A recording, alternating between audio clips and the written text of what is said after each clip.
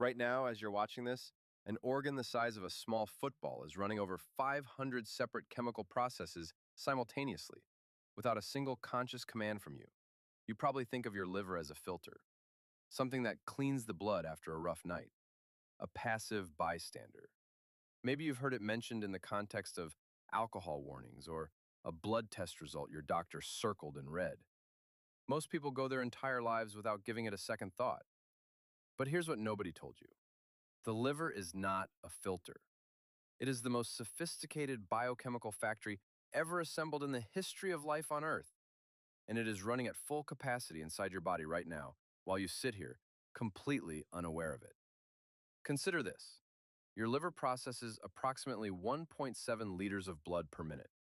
The entirety of your blood volume passes through it every 4 minutes. It synthesizes proteins your blood cannot clot without. It regulates blood sugar with a precision that would make an industrial control system look crude. And it neutralizes compounds that would kill you within hours. Compounds produced not by alcohol or processed food, but by your own gut bacteria without pause, every second of your life. And here's the detail that should stop you cold. If your liver shut down completely, not damaged, not diseased, but simply stopped, you would lose consciousness within 12 to 24 hours. Within 72 hours, you would be dead. No other organ in your abdomen carries that timeline. Not the kidneys, not the stomach, not the spleen. You think of it as a filter. It is actually mission control for your entire biology. But to understand how the liver became this extraordinary, we need to go back to the people who got it spectacularly, dangerously wrong for over 1,000 years. For nearly 1,500 years, Western medicine operated on a single man's understanding of the liver, and that man had never once dissected a human body. Galen of Pergamon, physician to Roman emperors in the 2nd century AD, declared the liver the seat of the soul and the origin of all blood. In his model, food traveled from the stomach to the liver, where it was transformed into blood and then consumed by the body's tissues like fuel burning in a lamp. The liver, he wrote, was the supreme organ. The heart was secondary, the brain merely an accessory. Surgeons and physicians taught Galen for 14 centuries. Questioning him was not just academically risky. In certain eras, it was theologically dangerous. Then, in 1628, William Harvey published De Motu Cordis and proved that blood circulates. It is not consumed. It returns. The liver was not making blood from scratch in an endless act of creation. It was doing something else entirely, something nobody yet understood. The real reckoning came 200 years later. In the 1850s, Claude Bernard, a French physiologist working in Paris, discovered that the liver stores glucose as glycogen and releases it into the bloodstream between meals. This was the first proof that the liver does not merely process what arrives. It regulates. It anticipates. It manages a reserve with a logic that looks, in retrospect, startlingly like engineering. Bernard called it le milieu intérieur, the internal environment. The idea that the body maintains stable internal conditions regardless of the chaos outside. The liver, he understood, was the central station of that stability. Without it, the entire system drifts toward collapse. They once thought it was the source of blood. It turned out to be the source of equilibrium. But even Bernard only glimpsed the surface. Modern science revealed a structure that defies any simple metaphor. Let's talk about what the liver actually looks like, because its shape is not arbitrary. Every feature is a solution to an engineering problem. The adult human liver weighs between 1.2 and 1.5 kilograms. It sits in the upper right abdomen, tucked beneath the rib cage, resting on the stomach and right kidney like a dark reddish-brown wedge. It has 4 lobes, the right, the left, the caudate, and the quadrate. But what matters functionally is not the lobes. What matters is the internal geometry. The liver is divided into approximately 100,000 microscopic units called lobules. Each lobule is a hexagonal prism, roughly 1 millimeter in diameter, built around a central vein.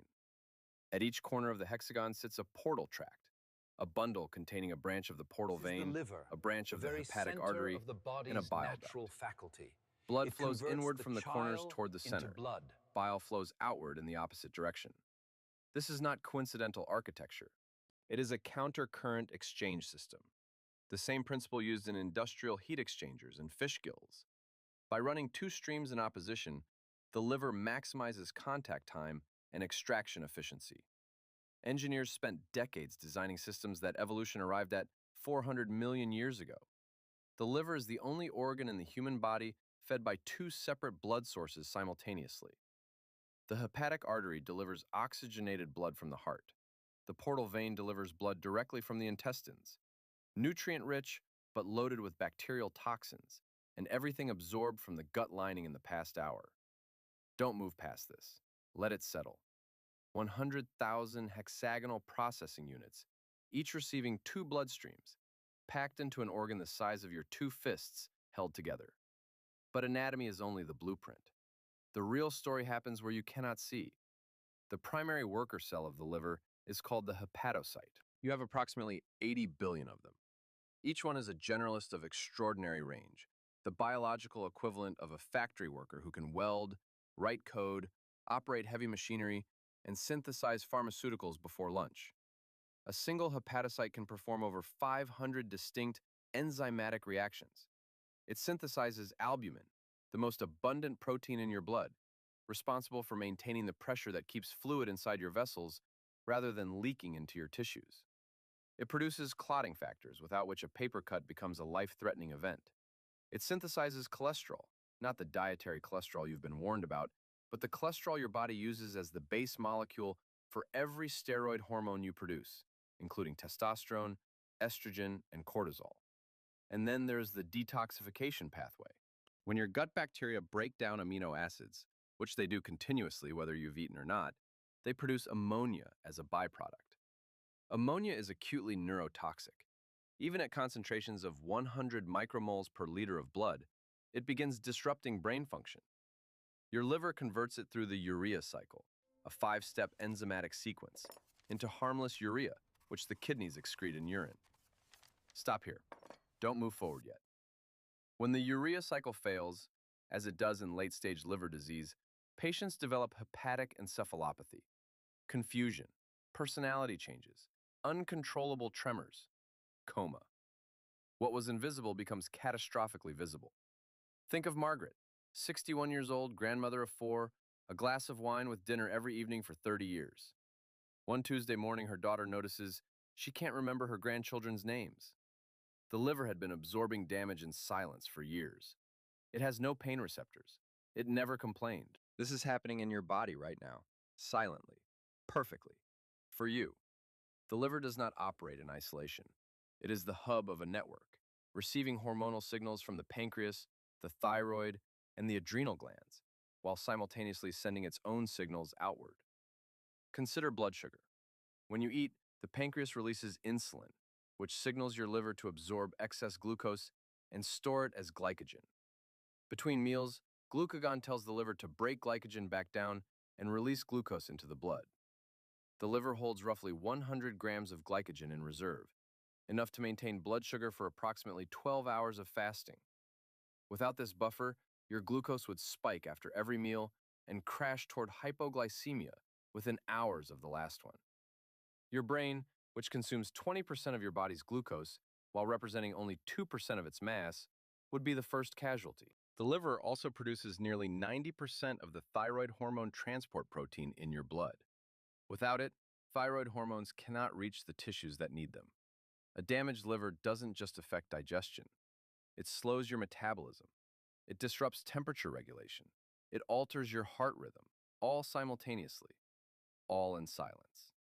Now think of Robert, 58 years old, long-haul truck driver, a 2019 blood panel showing liver enzymes slightly elevated. His doctor told him to cut fats and come back in 6 months. Robert didn't go back. By 2022, scar tissue had begun compressing the portal vein. Pressure built. Esophageal veins dilated to compensate, fragile as balloons at their limit. One night, one ruptured. Robert arrived at the emergency room vomiting blood. Not alcohol, not an accident. Silent pressure, accumulated over years. The liver can regenerate from as little as 25% of its original mass, documented by researchers at the University of Edinburgh in 2019. No other solid organ can do this. And yet it fails in silence, because it compensates in silence until the margin runs out. Here's what all of this means, not as biology, but as a way of seeing yourself. You have been walking around with a self-repairing chemical laboratory operating inside you. It has been running without interruption since before you were born. It doesn't ask for recognition. It doesn't send status updates. It simply works, synthesizing, neutralizing, regulating, regenerating, while you sleep, while you worry, while you forget it exists entirely. The liver is the reason that the phrase, the body is self-regulating, is not a metaphor.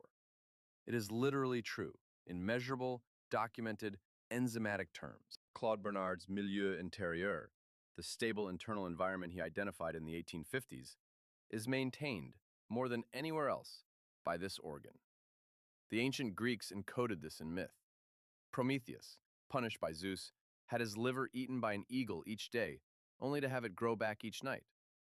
They didn't know the mechanism, but they had observed animal organs closely enough to know the fact. And the fact is this: the liver comes back. Researchers at MIT and Stanford are currently studying liver regeneration as a template for tissue engineering. What your body does automatically, scientists are spending billions of dollars trying to replicate.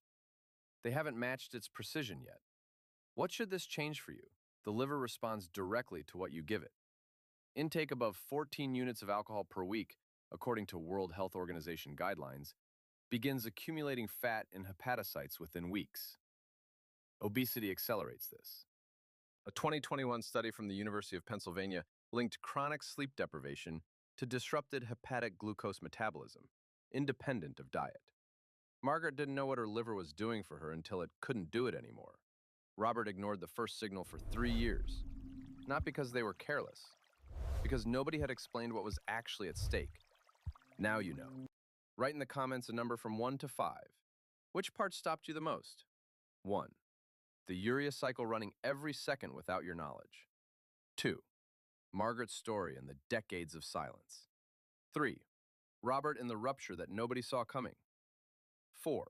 Regeneration from 25% of remaining tissue. 5. The Greeks who knew the fact without knowing the science. I want to know which one hit closest to home. Send this to one person you know. Someone who got a blood test back with liver enzymes marked slightly elevated and brushed it off. Or someone who has never thought of this organ as something worth paying attention to. Not to scare them, so they understand what is still working for them right now, trying to repair itself, trying to hold on. If you saw yourself differently by the end of this, subscribe. There's more coming.